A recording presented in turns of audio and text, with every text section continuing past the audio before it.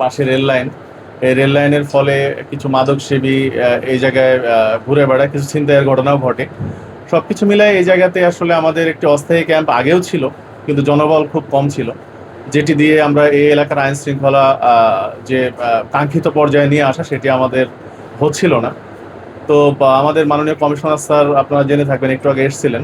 তো স্যারের বলা যায় যে মানে নেতৃত্বেই আমাদের এই ক্যাম্পটি আবার সুন্দরভাবে ফোর্সের সংখ্যা বাড়ানো হয়েছে।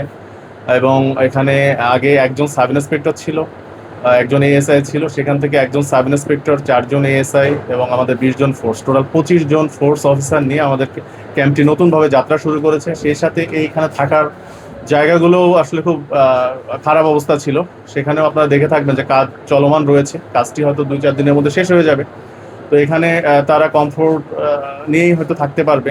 তো এখানে থেকে এই কারওয়ান বাজারের যত আইন শৃঙ্খলা অবনতিজনিত যে সমস্যাগুলো রয়েছে, এই সমস্যাগুলোর উপরে এই ক্যাম্পটি কাজ করবে।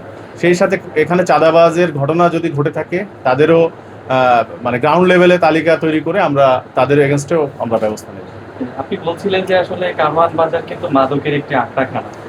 তো আগে যে সীমিত জনবল ছিল, এবার জনবল বৃদ্ধি পেয়েছে, সেক্ষেত্রে কি পুলিশ আশাবাদী যে এবার আইন শৃঙ্খলার সঠিকভাবে পালন করতে পারবে এবং রক্ষা করতে পারবে বলে আপনি মনে করছেন?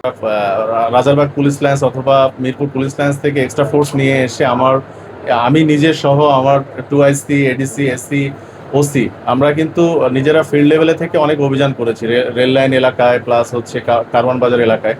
তো এখন যেহেতু এখানে ফোর্স কিছুটা বেড়েছে, আমরা হয়তো আগে একটি ফুট পেট্রোল দিতে পারলে এখন হয়তো 2-3টি ফুট পেট্রোল এখানে দিতে পারবো। সেই সাথে আমাদের কোনো টার্গেটেড অভিযান থাকলে সেটিও আমরা করতে পারবো।